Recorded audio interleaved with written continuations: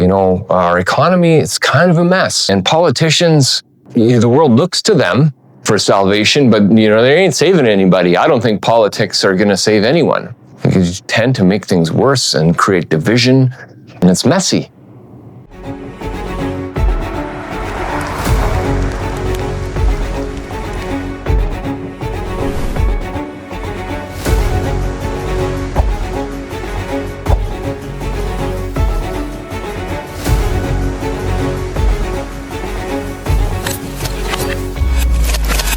Hey, it's Rod Penner. I'm the founder of People Purpose, and I started People Purpose because I saw a gap in leadership, specifically in faith-based organizations.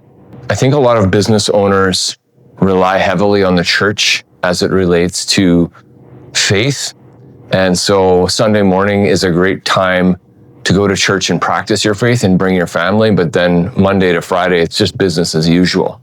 I really saw a gap where there's an opportunity for business leaders to actually represent Jesus in their business. And so what would happen if we were able to tap into that leadership potential inside these business organizations where employees are spending 40 hours of their week instead of 1 hour on a Sunday morning? What would happen to their lives? What change would that have in our communities, in our companies, in our families? And essentially, what change would that have in our country? I am curious about that. And so People Purpose for me became a means to bring my faith into my business and model this, and then start practicing it and doing it with other organizational leaders. So currently, all of my clients are faith-based business owners, but they haven't necessarily woven those principles and that practice of faith into their daily operations. Even though they are faith-based, there's still that fear of, this isn't normal. What are people going to think? What if we offend someone? And there's a challenge there between applying the principles that we're taught in our faith to living them out in practice, in reality, in our workplace. And it is a bit uncomfortable. I think that's why courage is needed. I think business leaders have missed it. They've missed their biggest opportunity. It's their ministry. It's like Paul, he was a tent maker.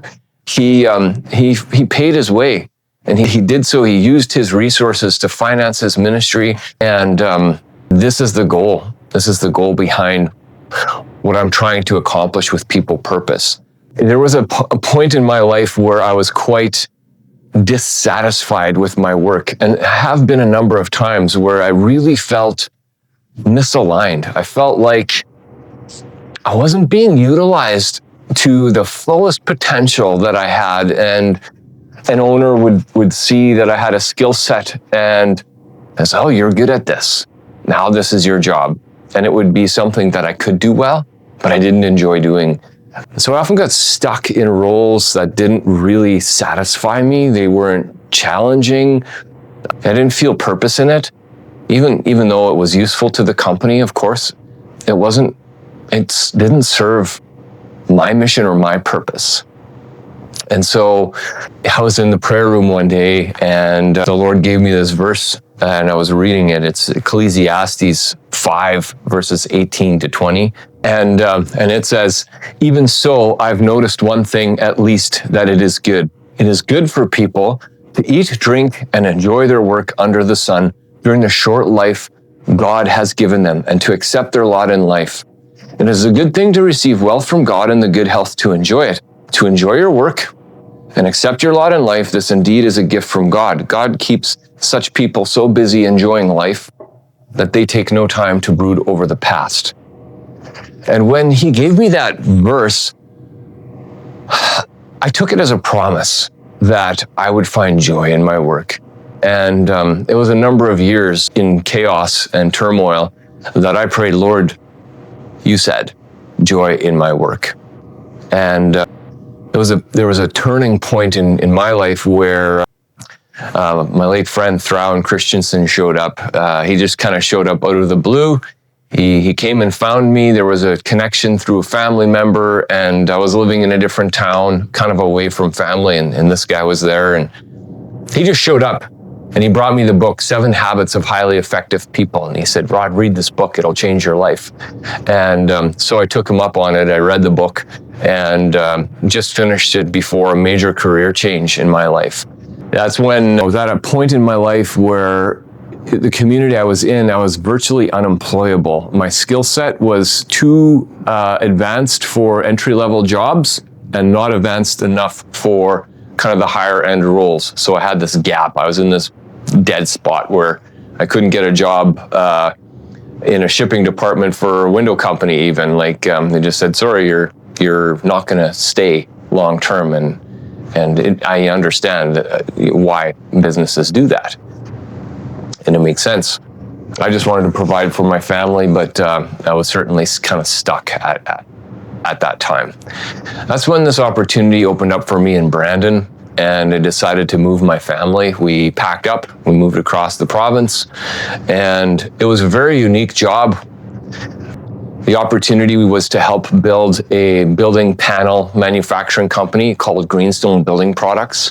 What was unique about that job is how my role was structured. My job description was fill the factory with work, and I don't care how you do it. What do you need?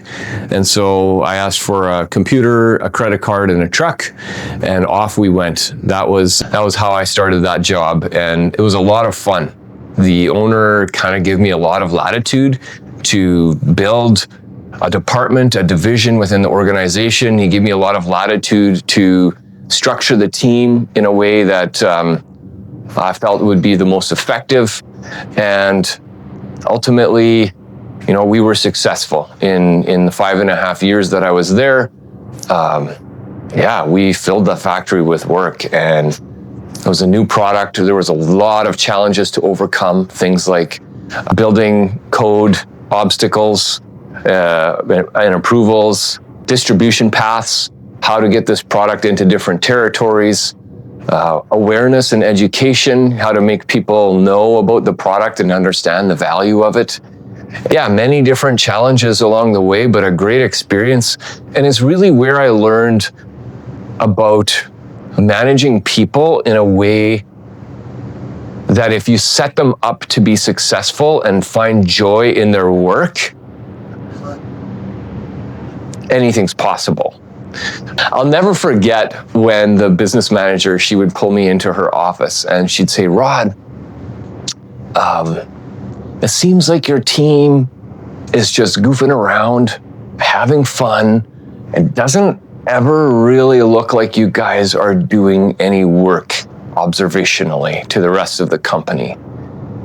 But then I look at the numbers every month and you're always crushing it every single month. What are you doing? So I'd explain to her how we'd divided territorially the sales roles, and one salesperson always had an estimating backlog, the other a closing backlog, and how we restructured that and said, hey, we're working as a team, we're changing how we incentivize these roles. We're now a team, we're all Team Canada. You're gonna handle the client from intake to estimate complete. You're gonna handle from completed estimate to deal closed.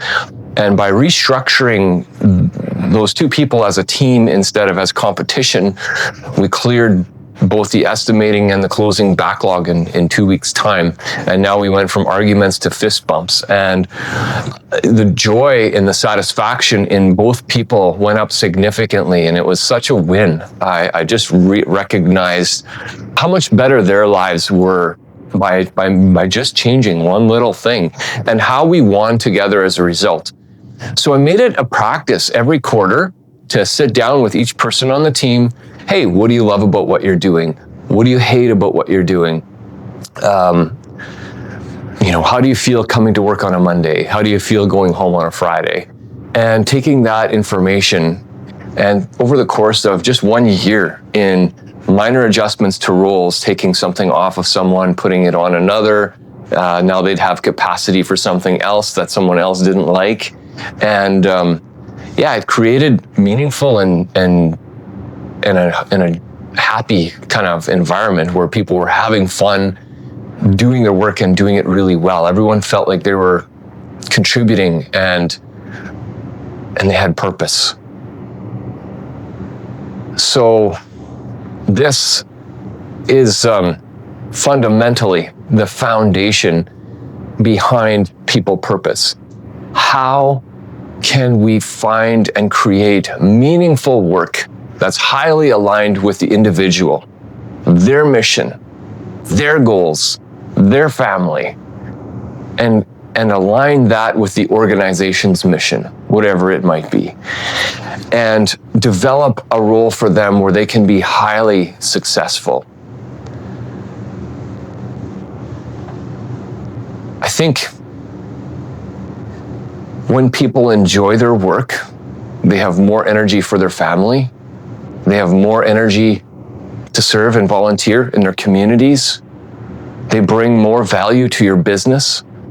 Your customers are going to have a better experience when they're dealing with happy people. This is all built intentionally.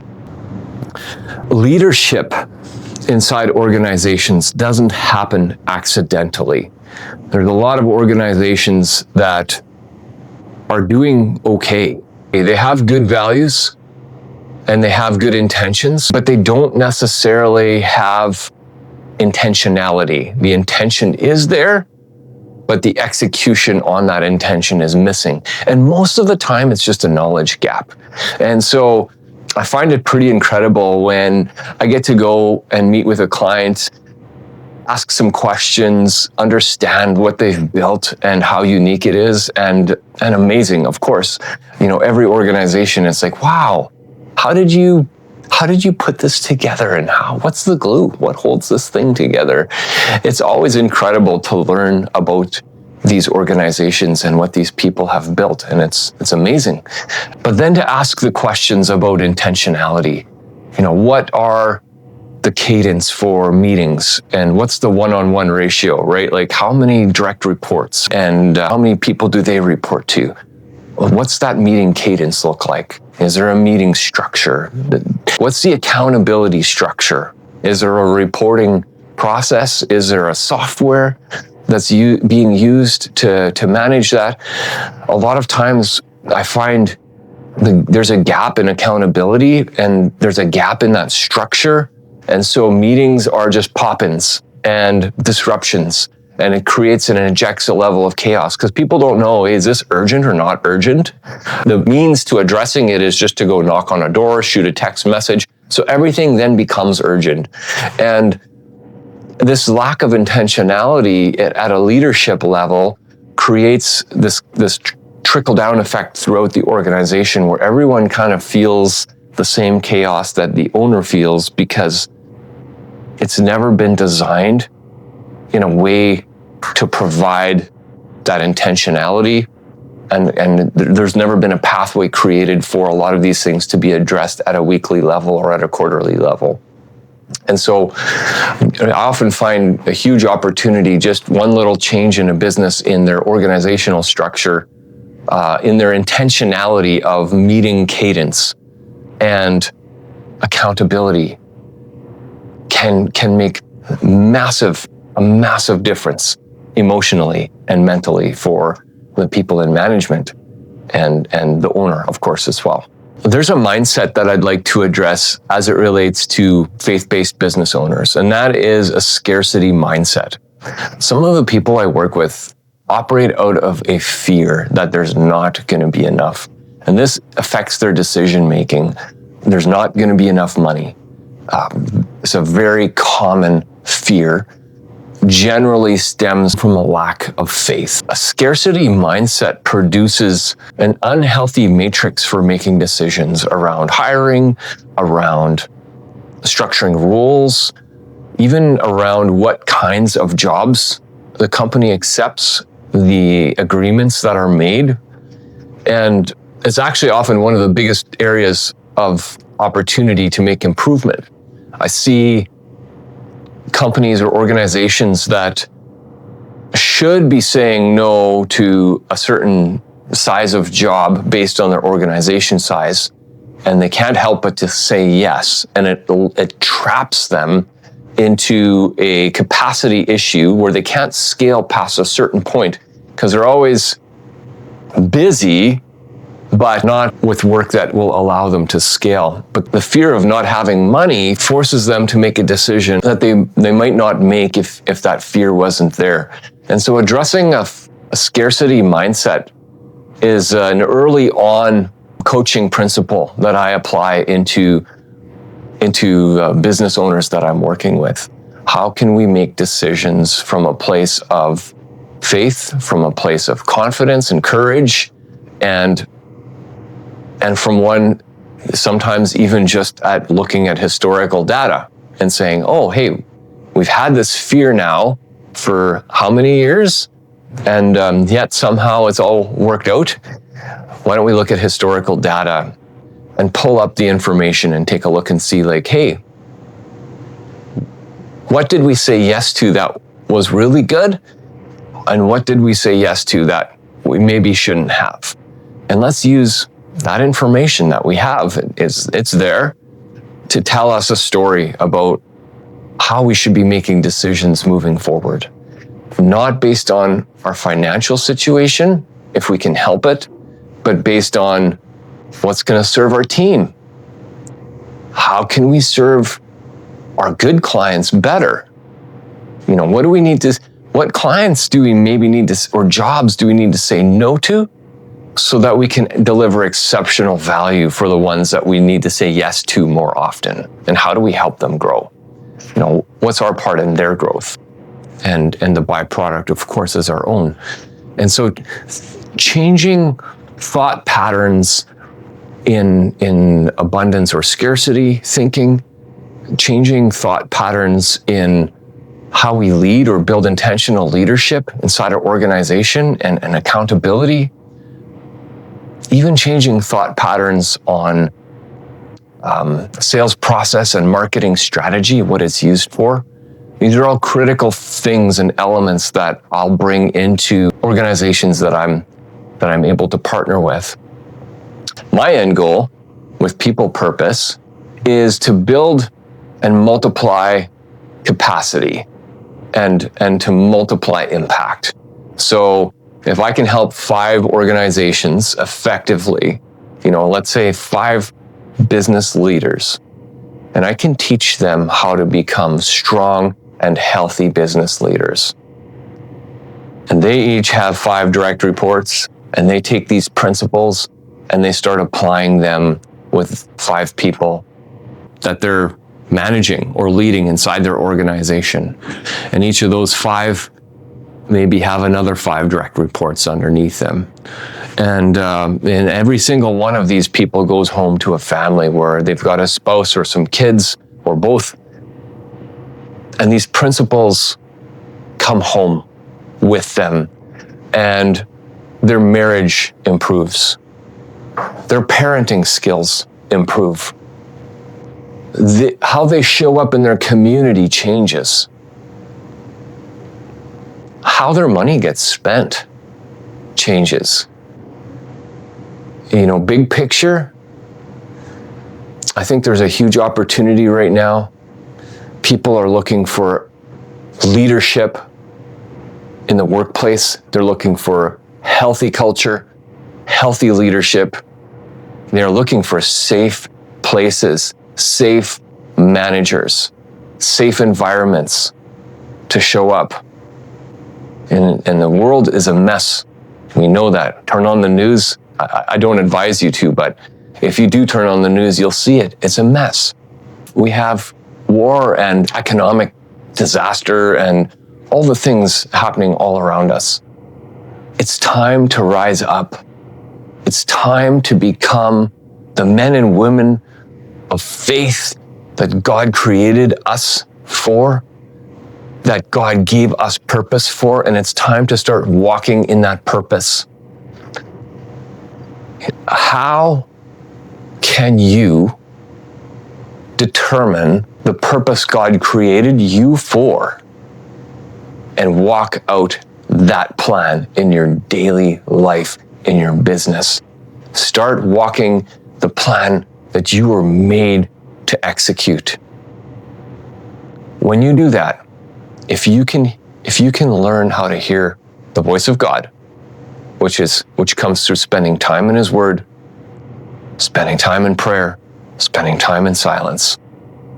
But if you can learn to discern what God is asking you to do and how He's asking you to show up as a leader, and you can start living that life, that plan, and that purpose, who's going to stop it? Nothing and no one. Why? Who's going to stop God's plan?